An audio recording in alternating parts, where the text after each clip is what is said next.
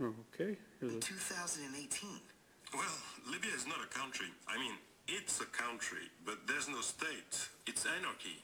Ralph, I should say that anarchy is the effect of the United States and its allies toppling dictator Muammar Gaddafi in 2011. And so, for the past 7 years, Libya has been a mess.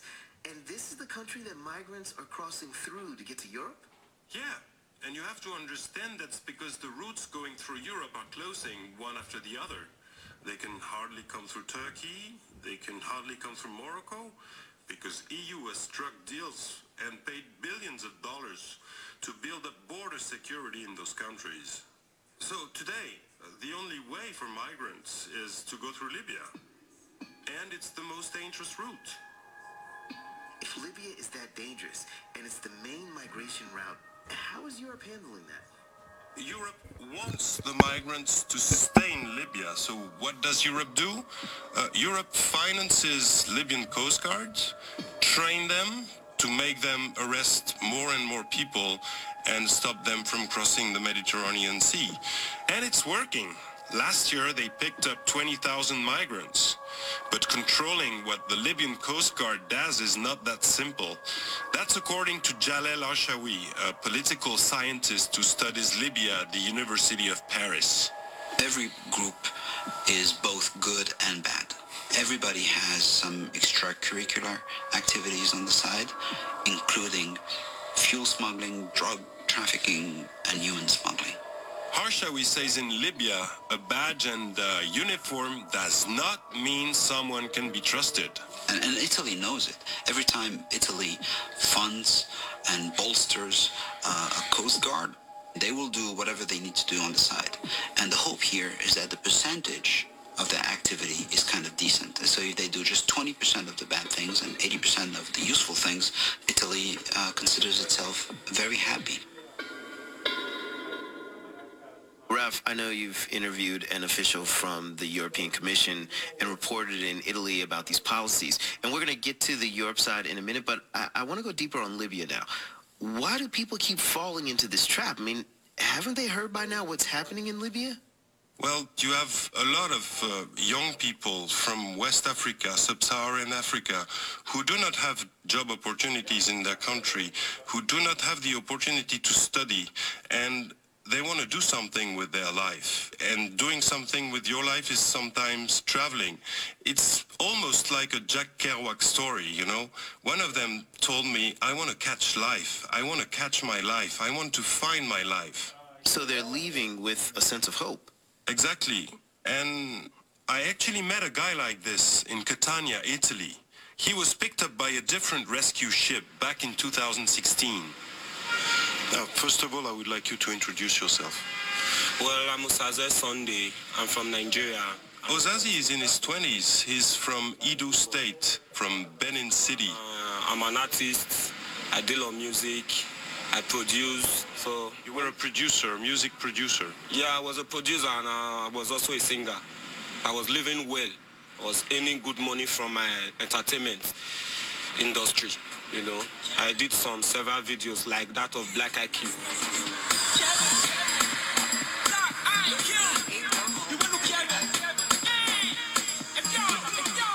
Osaze seems to me very optimistic. He has a deep look. You cannot guess what's the story behind this guy. He told me part of the reason he left Nigeria was that he was threatened over a land dispute. So much has happened to him. He wants to write a book. I know one day, sometime, a day will come. I will write a novel about it. I believe by then I will be able to, tell the full story. By then I will be able to tell the full story.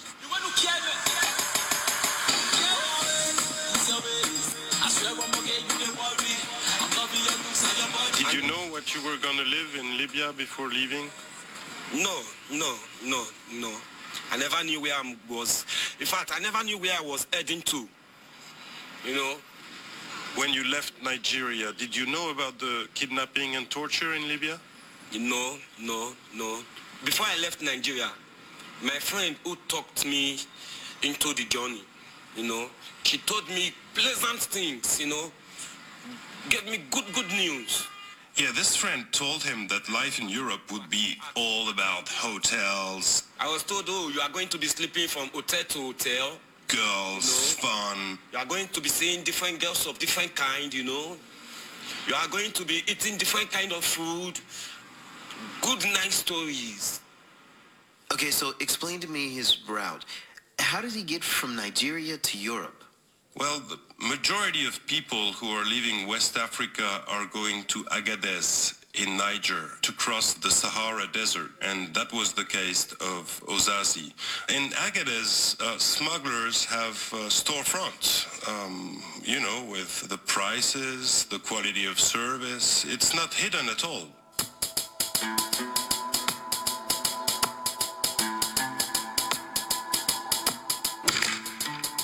So when Ozazi arrives in Agadez, he does like all migrants there, is that he's asking several smugglers what is the best way to get to southern Libya. And very often, because migrants don't have much money, the quality of service is very low, and they end up 30 people on a four-wheel drive or 100 people on a truck that is taking days to cross the desert. And whenever somebody falls from the truck doesn't stop. So you have a lot of people dying this way. A lot of people dying also of thirst and hunger, and that's almost what happened to Ozazi Sunday. Well, actually, let me break some little story down for my brothers and sisters that are listening. While we were in the desert, we went through so many things. No food, no water, no. You see your brother dying, you see your sister dying. No, you have to even drink urine that is not yours. You have to buy urine. You drank urine yourself? Very well, very well. Did you witness some people die? A lot. Some died of hunger, some died of lack of water. And the danger is not only about thirst and sun and geography. It's also about kidnapping, just like what Ozazi told me. Near a town called Sabha in southwestern Libya, the truck he was riding got stopped by criminals, and he was taken to what he called a hole in the ground full of tiny rooms. Hundreds of people were there. So at the very first day when I got there, when they pushed me down into the room, I entered the room. I slept very well that night.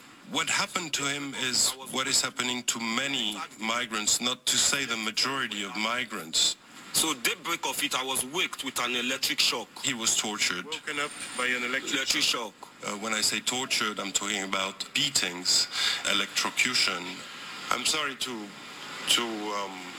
ask you, if you don't want to answer, I'd understand, but because it must be painful to. But what part of the body? Actually, they don't place the wire or the electric in your body. They just sprinkle water inside the room and, put the electric in the water. So you being inside the room, your body being inside the room, you must be shocked. And after a few days, he was asked the phone number of his family so he could call them to ask them for money to release him. Then they called my dad. They spoke with my dad and told my dad the ransom he was to bring. Then my dad told them to give me phone. And I used our language, our traditional language, to tell my dad not to remit anything for them. What was the language? I told him that the Elihonia, that is Edo. Edo language. Edo language. So I told my dad not to give them any ransom.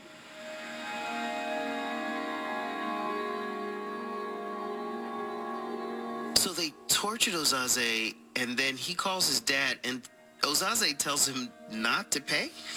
It's a matter of pride, Al. Ozaze left Nigeria without the permission of his family. So he wanted to solve the problem alone. The problem is that the kidnappers in Libya are willing to make money at whatever cost. How much money can they really make from families of people who may be desperate refugees and have probably paid all the money they had to a smuggler. They may be only able to get a few $100 from each person, but if they get that much from hundreds or thousands of people, well, you can make a lot of money. I have to receive electric shock in the morning and in the evening before I sleep. After about 3 days, I receive dagger stab in my chest and some part of my hands. What? Dagger? Dagger stab. What is dagger? You mean knife? Knife, yeah, that is knife stab. That's what you showed me. That is what I showed you then. You can see on his chest, you can see on many parts of his body the dagger stabs that he received. They look like long, deep cuts. The pain was too much. I have to tell my dad, please, you have to look for a solution. Give them what they requested for. Ozazi's dad paid his way out, $550. And then when he's out, he has to pay another smuggler to take him to Tripoli in a truck. When he gets to Tripoli 3 days later, that's when he sees that Libya is a war zone. Tripoli. Ash. If I remember the deaths of a lot of people, those that died there. Oh. In Tripoli, he hears gunshots all the time. You don't sleep without hearing gunshots.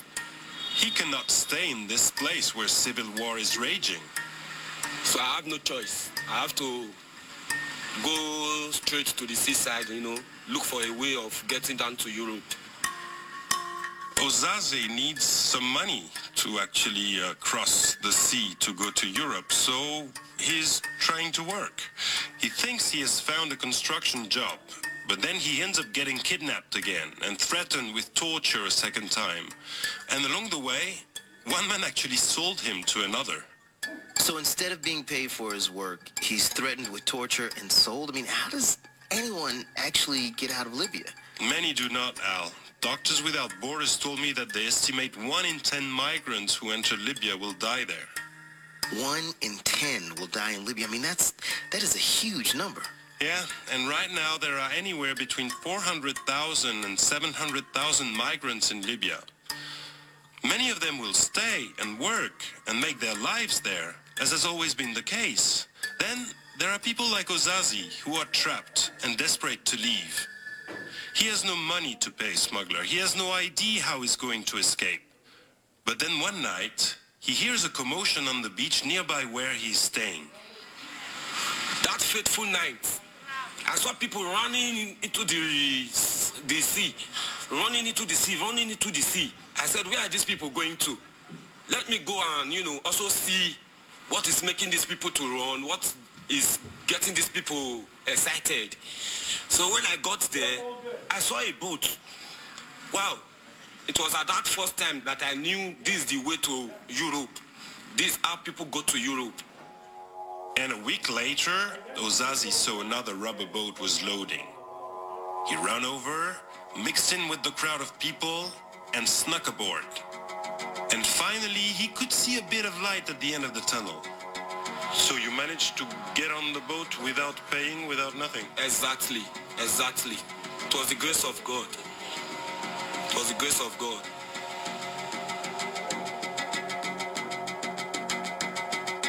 Osaze was packed into this cheap rubber boat with so many people he could barely move.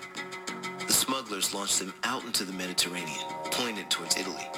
We'll pick up Osaze's story in a minute and hear what happens when migrants like him hit the streets of Europe.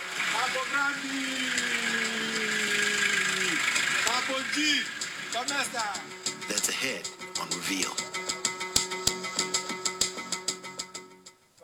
WNYC supporters include John Theurer Cancer Center at Hackensack University Medical Center, part of the Memorial Sloan Kettering Hackensack Meridian Health Partnership.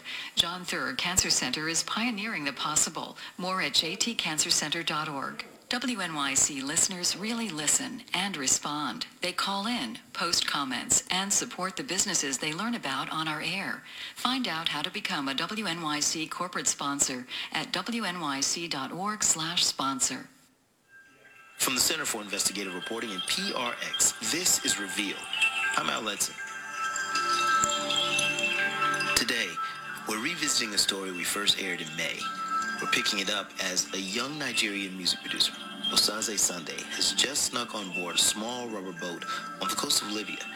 He's a part of a steady flow of migrants from mostly African countries trying to flee Libya to get to Europe. The flimsy boat is crammed with people, so close together it's hard to move. Smugglers in charge choose a few passengers. 2 people get a compass. They're now the guides. Another person is told to steer. Smugglers tell them, you're driving this boat to Italy. At this point, Osaze and all the passengers are on their own. You have to leave your faith to God to decide. Because the smugglers, they are not there with you. Everybody in the boat are passengers. When you are on top of the water, when you look at your right, you don't see any dry land. You don't even see a single tree. You look at your left, the same thing. Back, front, the same thing. You have to start praying to God. Out in the middle of the Mediterranean Sea, Osaze's boat starts taking on water, just like the rubber boat you heard about at the beginning of the story. Osaze tries to bail it out, but all he has are his hands, and he has no life jacket. The waves are so strong, he feels like they are tearing the boat apart. French reporter Raphael Kraft brought us Osaze's story, and he's here with me. Raphael, what happens next? Well, finally a rescue boat shows up, but Osaze, as well as the others on the boat, fears it's a Libyan Coast Guard coming to take everyone back to Libya. Everyone on the sinking boat is looking to see what flag the rescue ship is flying. We finally saw the flag, that it was Italian rescue. This rescue boat brought Osaze to the Italian island of Sicily. He was brought to Mineo camp. This is the largest migrant camp in the country. It's in the middle of nowhere, surrounded by barbed wire. This place is overcrowded with thousands of people. There's not enough food. And there's even an investigation into the Italian mafia skimming money and working with human traffickers there. Osaze says, like many migrants at the camp, he was promised 75 euros a week, but he never got it. I received cigarettes. Every 3 days I was given a packet of cigarettes. Osaze lived at Mineo camp for about a year, and then he was asked to leave, so he had nowhere to go. He went to the nearest city, Catania in Sicily. He had applied for asylum. He claimed he had been threatened in Nigeria over a land dispute. The authorities rejected this claim. So now he's living in Europe illegally, which means he's not allowed to work. I'm not supposed to be in Italy by now, because there's no work, there's no job in Italy. What do you do to make a living? Where do you sleep? Well, I do beg, you know, just to have my daily bread, you know, just to have something to put in my tummy. And as for the sleep, once the day gets dark, I look for any corner, look for a blanket, and cover myself there. Sleep by roadside, corners. At the moment you sleep under this very church, under the step of this church. That is where I sleep at the moment.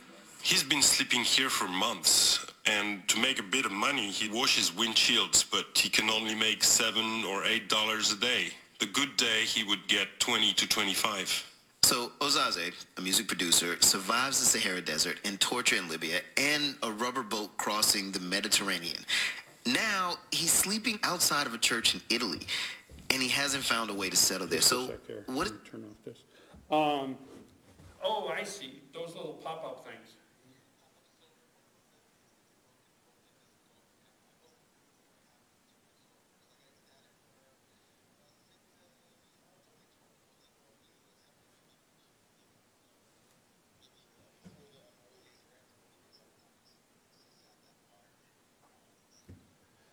Yeah, at some point,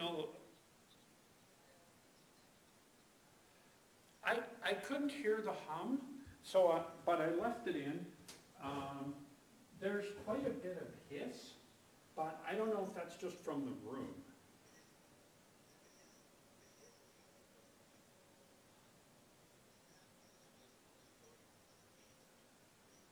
Okay.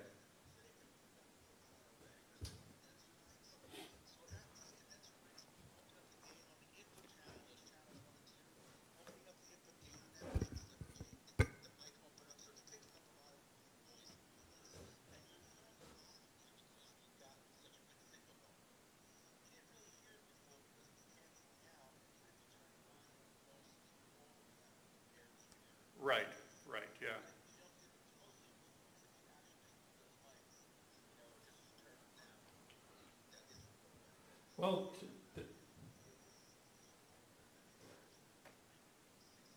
I didn't hear any 60 cycle buzz, but I didn't spend a lot of time in effect. Oh, let me just leave it in there for now. Yeah.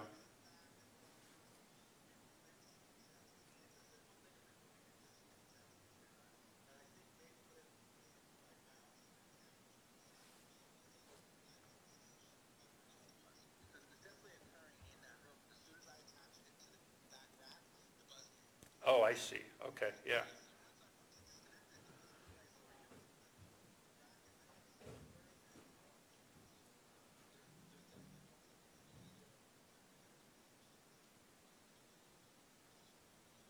But, and with the new cables here, even better chance, yeah. You know,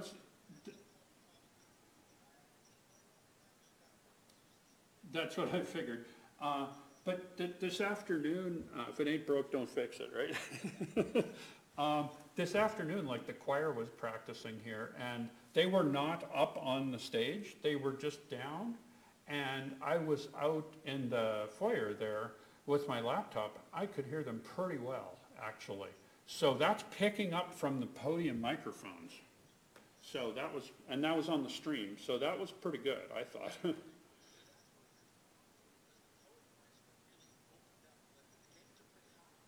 Mm-hmm.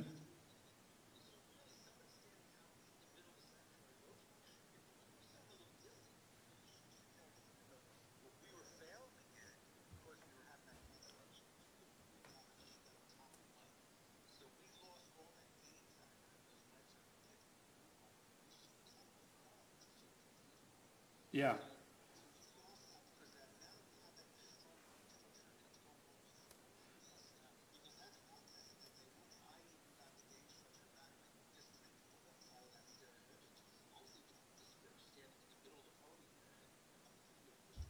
Yeah, that's how it is now, actually. It works, it's working well, yeah. I can, right.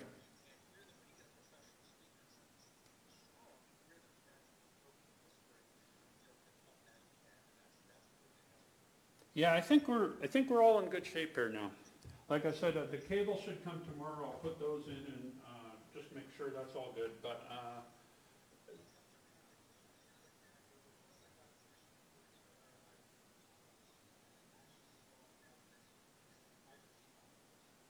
yeah,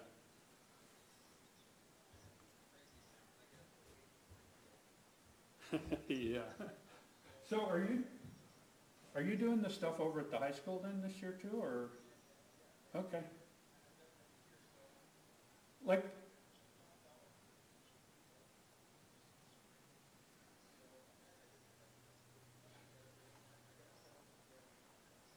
because I've seen you there, but I've never actually met you. Yeah, I will definitely. Yeah. For years, right? Yeah. Yeah. Okay, sure. Yeah, no, I just figured you'd be there and we should meet. Okay, well, thank you so much for helping me with my power cord here. Thank you very much, Vinny. Bye.